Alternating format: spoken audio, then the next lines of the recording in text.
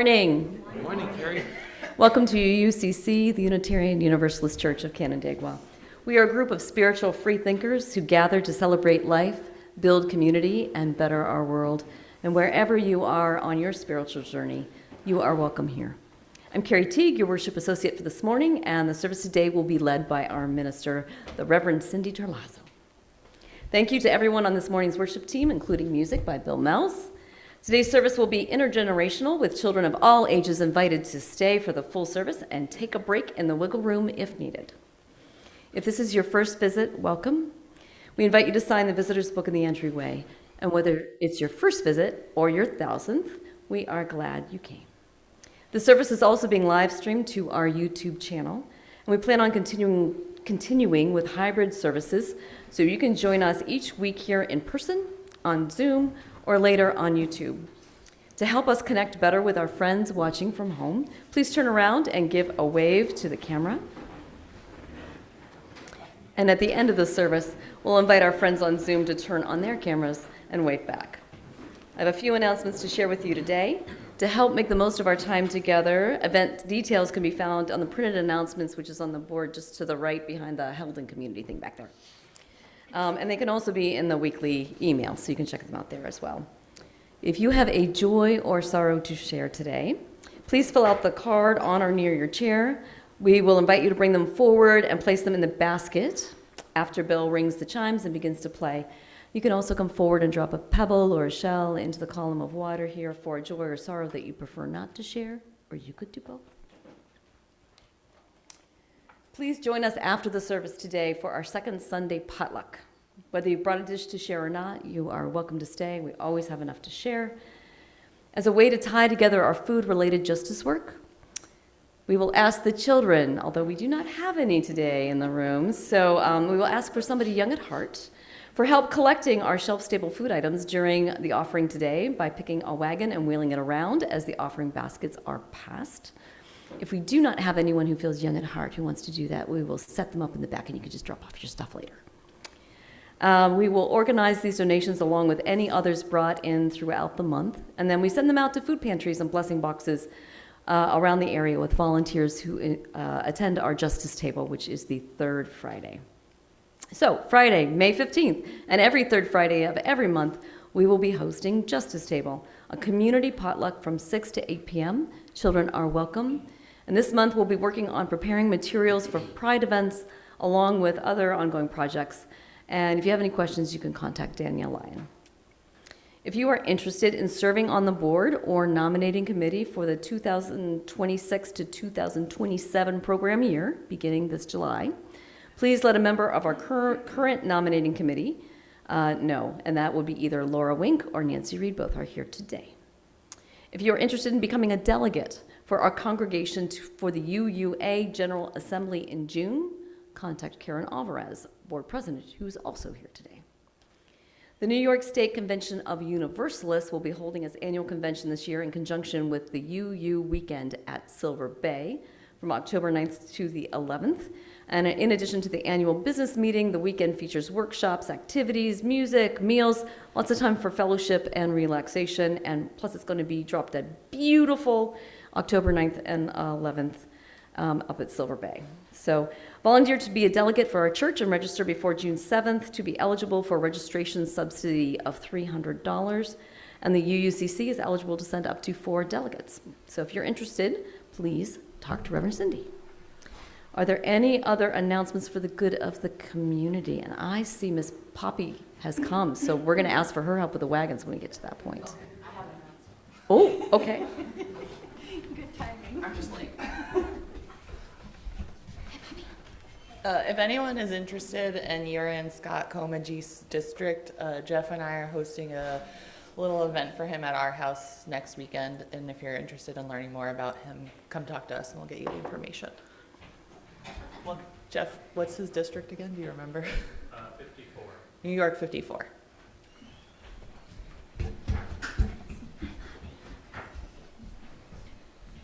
We had some leftover things that did not sell at the Regeneration Celebration last weekend, so we brought them inside in case anybody had some last minute Mother's Day emergency needs.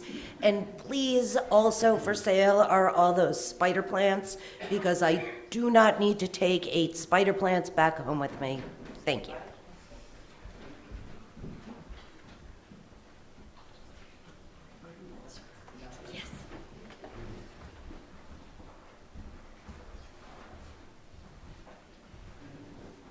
There will be a fundraiser for Finger Lakes Pride on the 29th, featuring furniture, 7 o'clock with a $5 donation, and hope to see you there.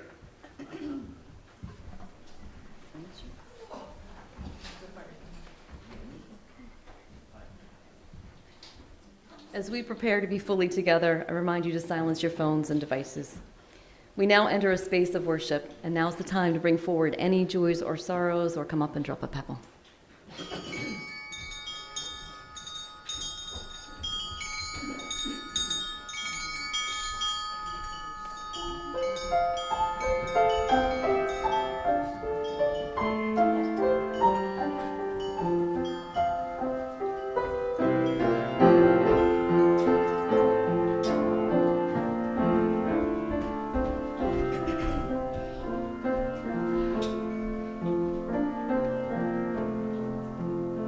Join me if you wish. It's hymn number 1. May nothing evil cross this door, and may ill fortune never pry about these windows. May the roar and rain go by faith made strong, the rafters will withstand the pattering of the storm. This hearth, though all the world grows chill, will keep you warm. Peace shall walk softly through these rooms, touching our lips with holy wine, till every casual corner blooms into a shrine.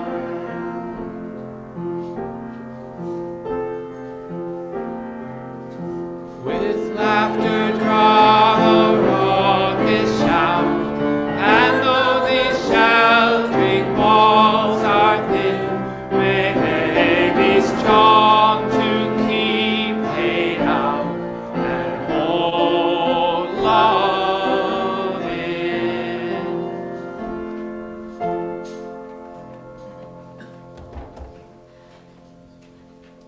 Miss Poppy, would you like to join me for some chalice lighting? Yes, great. I invite you to join with me in our chalice lighting words.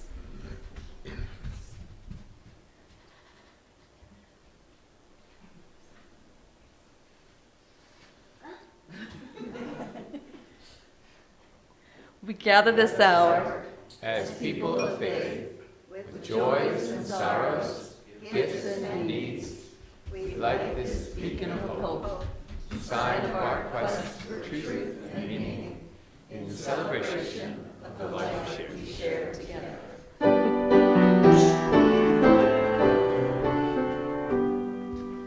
Come all that dwell below the skies, may flame and hope with love arise, that beauty, truth, and good be sung through every land, in every tongue. Well, good morning, everyone. Today, as you are well aware, it's a multi-generational service, and I know that all of our families were having breakfast in bed for somebody because it was a late start today.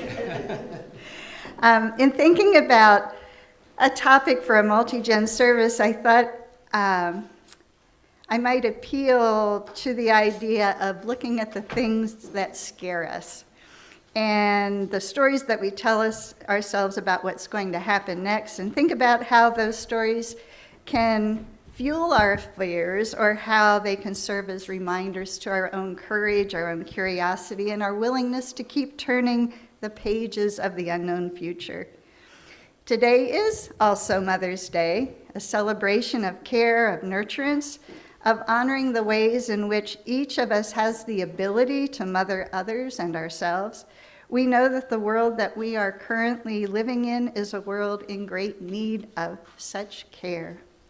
And I suspect that anyone who has been in the position of mothering, of parenting children, can relate to being at least a little bit frightened at times about what the future holds for our children, for all that we care about, and those things that we seek to nurture. So as we get ready to enter into worship with the words of Gretchen Haley, let's be brave enough to tell the stories that encourage us to keep turning the page with a willingness to center what we do in love, curiosity, and courage. And these are the words of Gretchen Haley. What's going to happen? Will everything be okay? What can I do? In these days, we find ourselves too often stuck with these questions on repeat. What's going to happen? Will everything be okay? What can I do? We grasp at signs and markers, articles of news and analysis, Facebook memes, and forwarded emails as if they were the new zodiac, capable of forecasting all that life may yet bring our way. As if we could prepare, as if life had ever made any promises of making sense or turning out the way we thought it might. As if we are not also actors in this still unfolding story. So for this hour, we gather to surrender to the mystery, to release ourselves from the needing to know, the yearning to have it already figured out, and also the burden of believing that we either have all the control or none at all. Here in our song and our silence, our stories and our sharing, we make space for a new breath, a new healing, a new possibility. We make space for those things to take root. And what we hope takes root is courage. Courage forged in the fire of our coming together and felt in the spirit that comes alive in this act of faith. And we believe still a new world is possible, that we are creating it already here and now. So come, let us worship together. And you are invited to rise in body and or spirit for our opening hymn, number 1012. It will also be on the screen, When I Am Frightened. That's in the teal hymnal if you're using the book.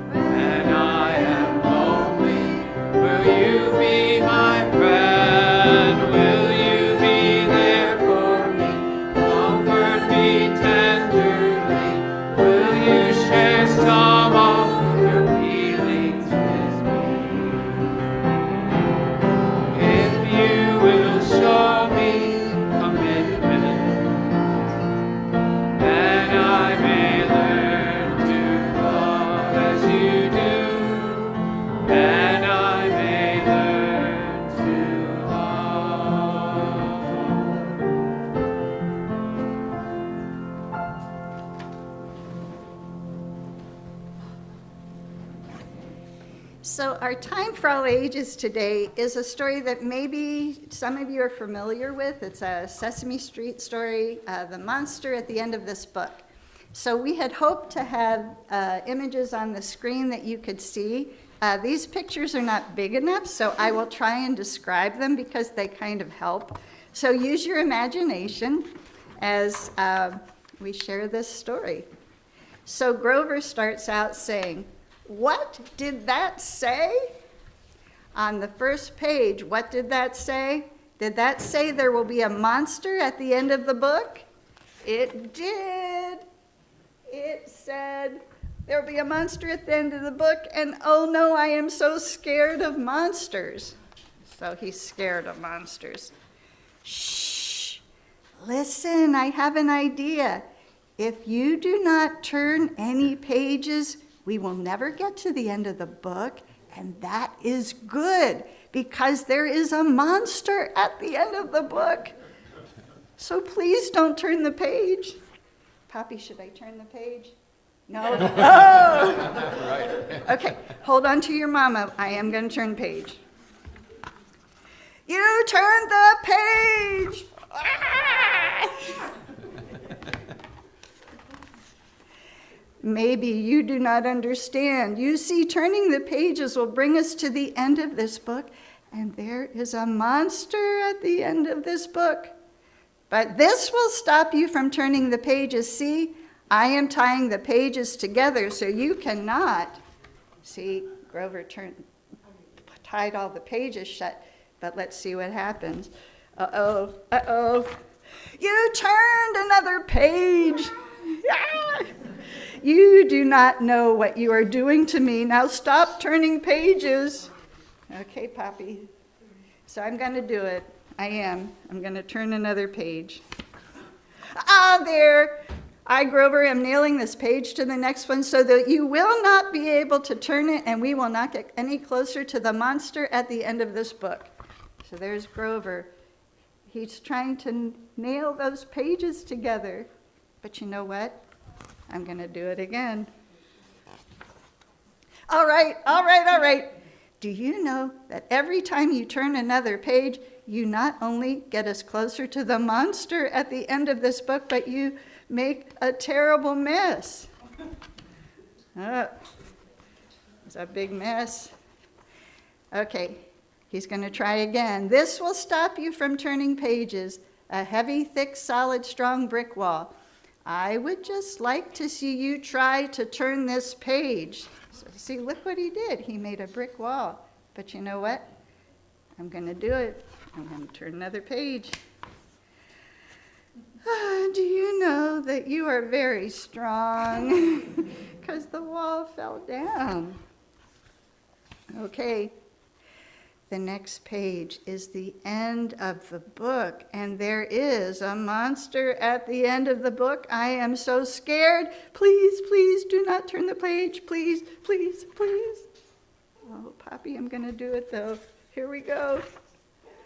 Well, look at that. This is the end of the book, and the only one here is me. I, lovable furry old Grover, am the monster at the end of this book.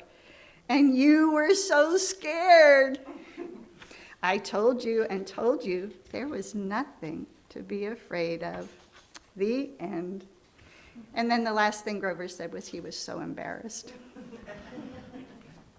So there are lots of things that we tell ourselves we might be afraid of, we might be frightened by, but one of them that we need not be afraid of is giving generously to support the work of this lovely congregation. What a great segue. All right, now is the time in our service to join together in this spiritual practice of generosity. Our gifts of both time and money support our church in its work. And each week we would like to spotlight a group or committee and thank them for their gift of time. And this week, the group is the Fundraising Committee. Fundraising. So, people interested in finding out more can contact Abby, Karen, or Pat. 1/4 of our plate collection for the blooming season, and yes, we are now in the blooming season, out of the mud season, will go to our service partner, Family Promise of Ontario County, who empowers families threatened with or experiencing homelessness to achieve sustainable independence through a community-based response, and are working with their partners to open Ontario County's first ever homeless shelter for families. You can give to this morning's offering by placing cash or a check into the basket or by one of the options on the screen. Please make a note that your gift is intended for today's offering. We now gratefully accept the offering. And children, if you'd like to go around with the wagons and pick up some canned goods and other non-perishable stuff, that would be awesome. Elliot, Oren, Isabel, Poppy, if you'd like to collect some food, I think there are some cans. It's almost like looking for Easter eggs.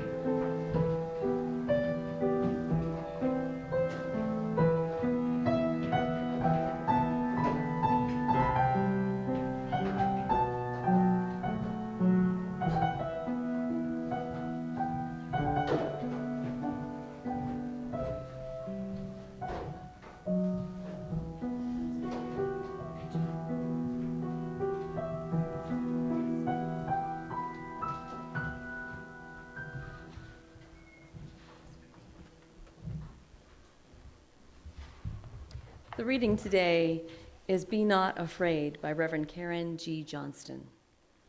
A few years before the pandemic, I flew to Chicago to visit my mother, who lives in a memory care facility near my brother. Since she takes great pleasure in ice cream, I planned a field trip to a local ice cream shop, an activity I was sure would be a happy one. Instead, she nearly got injured because of something I did. While my mother was confused and in limbo, I was afraid and ashamed, tears streaming down my face, unsure of how to end her distress. The staff of the facility offered skilled assistance to my mother, getting her safely back into her wheelchair.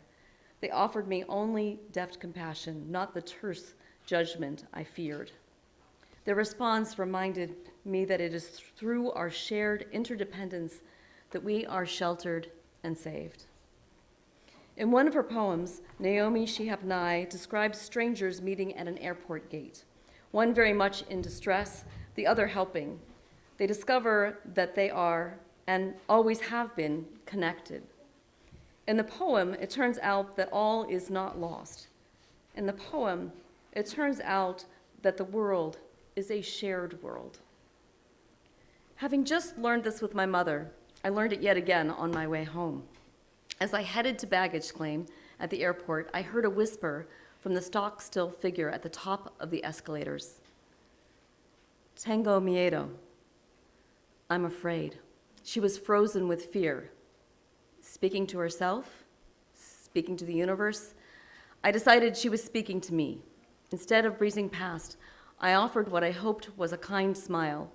In a soothing voice, I said, "Está bien." She looked at me. I asked, "Juntos?" She nodded. I put out my hand.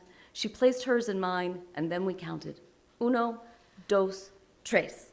Together we stepped onto the moving machine, my new friend clutching my hand the whole way down. Moments later, I prepped her for the stepping off, which we did juntos. She leaned into me, my heart tenderly beating for her.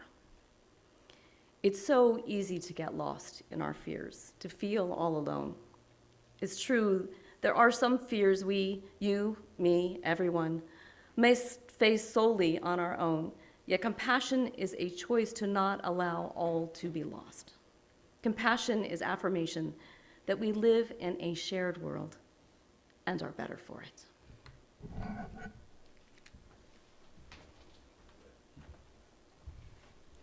We make room in every service for an opportunity to share the things that we might be carrying in our hearts. Some of those are delightful and we just are bursting and can't wait to tell someone. Some of them are our fears, the things that worry us. And as that story illustrated, it's so much better when we can share those things with others. Today, I wanted to share this candle, or this expression of compassion. Stephen Mole was a member of this congregation many years ago, so I know some of you still remember him. He passed away recently. I don't have the exact date. I've been in communication with his brother. I know that there is a memorial service being planned, I believe sometime in June, so when there are more specific details, I will let you know.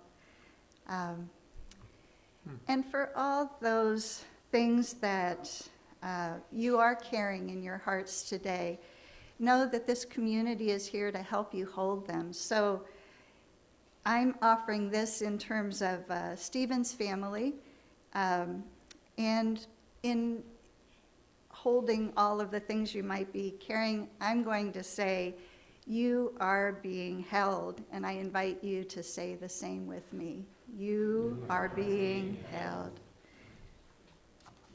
One other thing, I was also told that Stephen's mother, Marilyn, has dementia, and she is now living with David in Georgia. So lots of changes in that family. If you can reach out to them, if you have their contact, I'm sure they'd appreciate it, those of you who know them.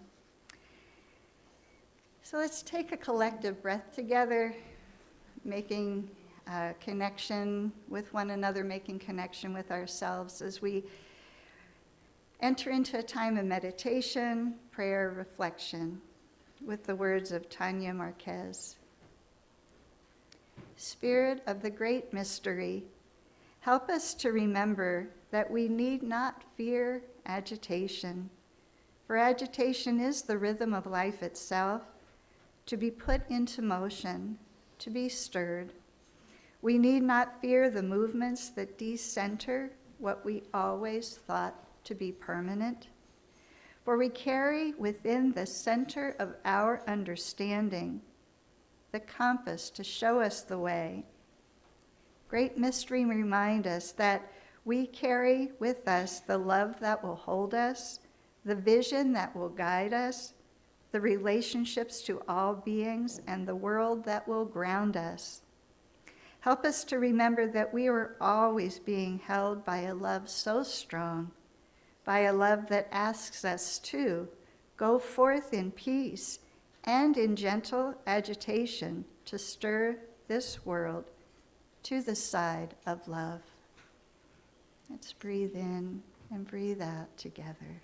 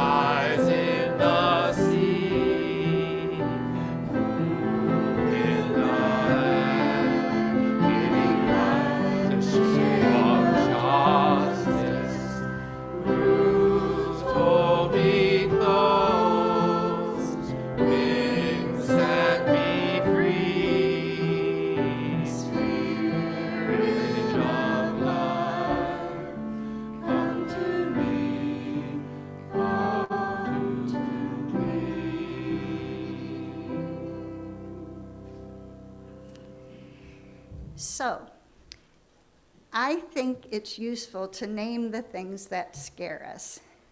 It doesn't necessarily change anything, but when we get those fears outside of our heads and onto paper or words that we can share with somebody else, I think it helps. So what we're going to do now is play a game called Name Those Fears Bingo. I suspect that there are things that you could add to this chart, so I'm going to need the help of some of our younger ones. If you would come up, I need some help. It's like bingo, right? You call B12 or whatever it is. So we just have these papers, so I do need help. Will somebody come and help? Thank you. Poppy, you can come and help too. So once, we'll play it like regular bingo. When we get a line the whole way across, diagonal, up, down, we'll say bingo. And we can shout out more fears if we want. So what I need to do is just pick one of those cards and give it to you. Okay, this fear is, has anybody ever been afraid of being the center of attention? I have. So look around and know that you are not alone with that fear. So we'll cross this one. Being the center of attention. Okay. Being different. Being different. Has anybody ever been afraid of being different? Okay, look around. You're not alone. Okay, being different. Where is that one? Being different. You see it? Being different. Okay, Poppy, you want to pick another one? Okay, this one is, anybody afraid of spinach? Oh well. Okay, you want to pick one? Monsters. Anybody afraid of monsters? Poppy, were you afraid of monsters in the book? A little bit. Monsters. Okay. Okay, next one. Somebody want to pick one?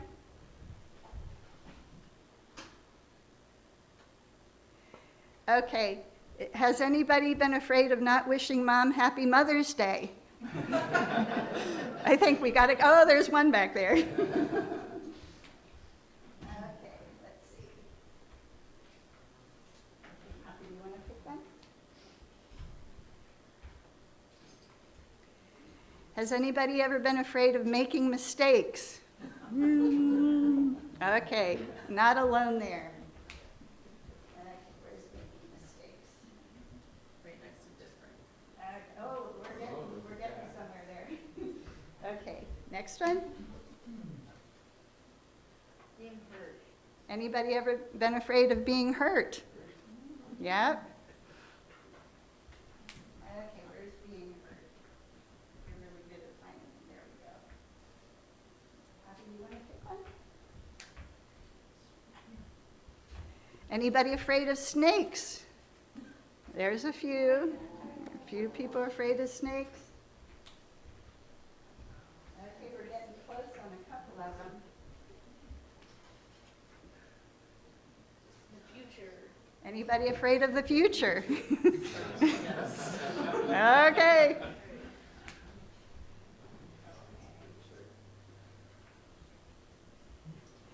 Anybody ever been afraid of being invisible or being ignored? Yep. Okay, let's see. Being invisible. Next one.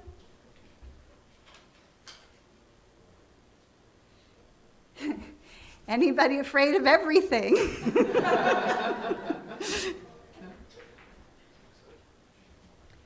Anybody afraid of change? Yeah, there are times, yep. So, and look around because you are not alone in feeling these things. Okay, who's next? Who's going to pick one? Okay, who's afraid of the collapse of democracy?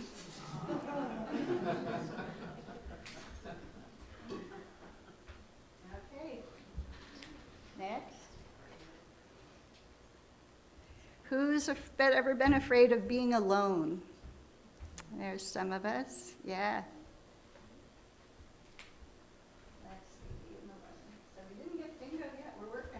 might hit all of the fears here. Anybody ever been afraid of being left out? Yeah. Poppy, do you want to pick another one? Anybody ever afraid of being lost in a big city, somewhere you don't know? Yeah. We still don't have bingo, do we? No. Okay, who's next? Who wants to pick another one? I think, we're saved because nobody was afraid of spinach, so. Anybody afraid of spiders? Yeah, we got some people afraid of spiders. Where did spiders go? Okay, we're getting close. Okay. Anybody ever been afraid of failing at something? Yeah, look around. Next one. Anyone ever been afraid of getting bad news? Yeah. Bingo! Woo! So, We're all so scared. thank you for playing along. We've been saved from a few of our fears, but I'm sure that there are many more that we could think of. So, with that said, we'll jump into the next part here as soon as I can find it. So, what might happen when we take the time to name the things that frighten us, when we make ourselves vulnerable enough to share our fears with others, when we allow ourselves to stay open and, despite our fears, remain willing to keep turning the page? Here we just played Name Those Fears Bingo, and while it was a fun exercise that took place within this friend-filled space, I think that naming our fears to ourselves and with those people we know and trust is a useful thing to do. Sometimes the things that we name can remain a bit scary because we don't know how the future will unfold around those particular fears. But the opposite can also be true. Even if we don't know how the future will unfold, by naming what we are afraid of, we can make plans in a more focused way. And sometimes, when we name our fears aloud, we may find that we have frightened ourselves for no good reason. We may find that there really is nothing to be afraid of with that particular fear after all. Remembering that while we might be frightened of the future, of what we don't know what will happen next, all of the things that we imagine are stories that we tell ourselves. Anything that happens beyond this moment, we don't know what the outcome will be. And the kinds of stories that we tell ourselves have a pretty powerful impact on how we experience our lives. Like Grover, even though we may really resist turning the next page, out of an abundance of fear, we may find that at the end, any monsters that we have feared are really aspects of ourselves. That's one possibility. And this is not to say that there are not worrisome things in this world. This is not to say that we may not have good reason for concern, but when we live our lives stuck on the questions, what's going to happen? Will everything be okay? What can I do? We end up missing the life that is ours to live in the present moment. When I was in my 30s, I was diagnosed with breast cancer.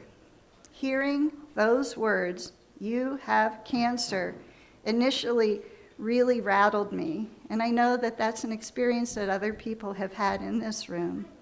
My mind went into overdrive thinking of all the scary things that I had ever heard about cancer. I felt overwhelmed. I felt uncertain.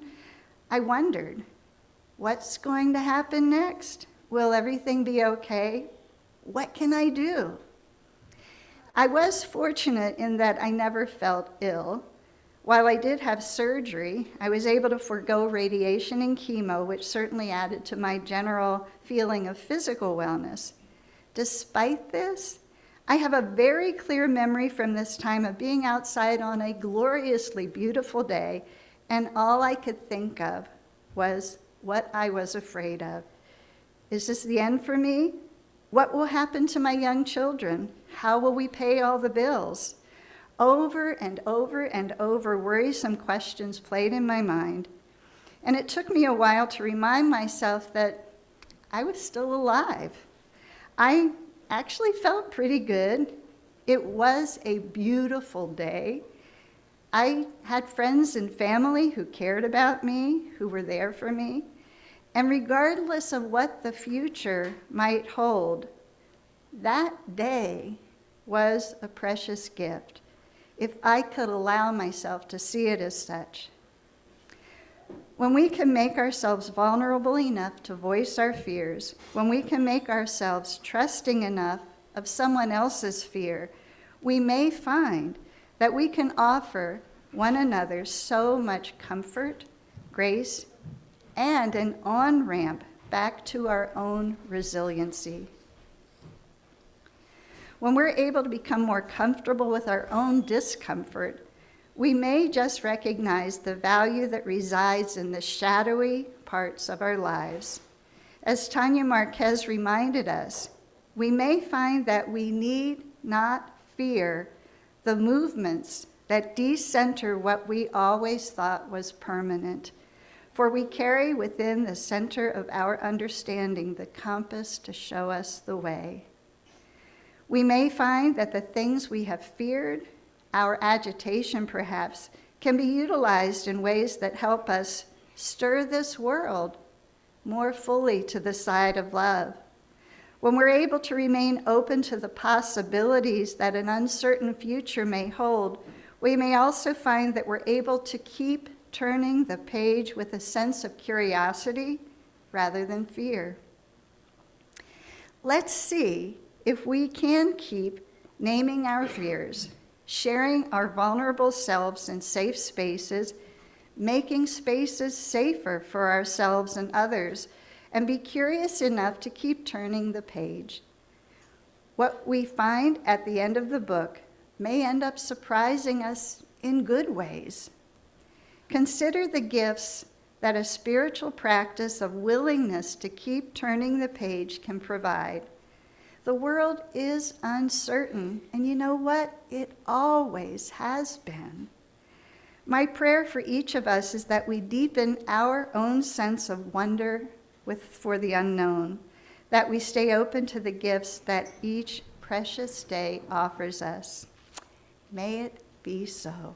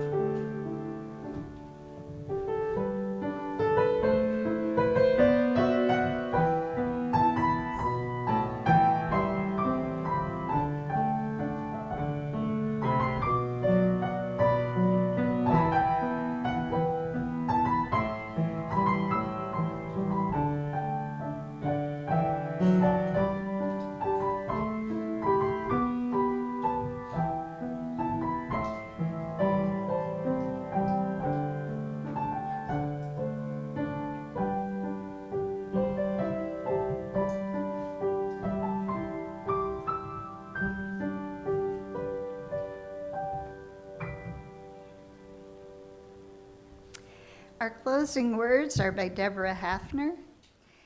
As we enter another week of uncertainty in the world, let us remember that there is only one side, that of humanity and that of planet Earth. May we pray for peace. May we raise our voices with our elected officials and engage as we can in acts of resistance. And may we remember to take very good care of ourselves, each other, and everything we love. May we remember these words adapted from the Unity Prayer. The light of love surrounds us, love enfolds us, The power of love protects us. Love watches over us. Wherever we are, love is. And our closing hymn, and again you're invited to rise in body and or spirit, is hymn number 368, Now Let Us Sing. This hymn has two parts, so choose the one that you want. One of them goes like this. Now let us sing, sing, sing, sing. Now let us sing, sing, sing. Lift up your voice, be not afraid. Learn how to sing to the power of the faith within. Now I heard some people singing the other part, perfect. So their part goes, sing to the power of the faith within. Sing to the power of the faith within. Lift up your voice, be not afraid. Sing to the power of the faith within. So choose your favorite. Sing them all, put them together. It starts like this. Now let us sing. Sing to the power of the faith within. Now let us sing. The power of the faith within. Lift up your voice, be not afraid. Let us sing to the power of the faith within. Next one, hope. Now let us sing to the power of the hope within. Now let us sing to the power of the hope within. Lift up your voice, be not afraid. Let us sing to the power of the hope within. And the love, now let us sing, sing, sing. Now let us sing. Lift up your voice, be not afraid. Let us sing to the power of the love within. And the joy, we can sing it. Now let us sing to the power of the love within. Now let us sing to the power of the faith within. Lift up your voice, be not afraid. Sing to the power of the joy within.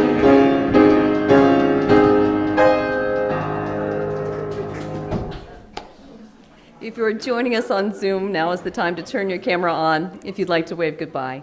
Please join me in our words for extinguishing the chalice.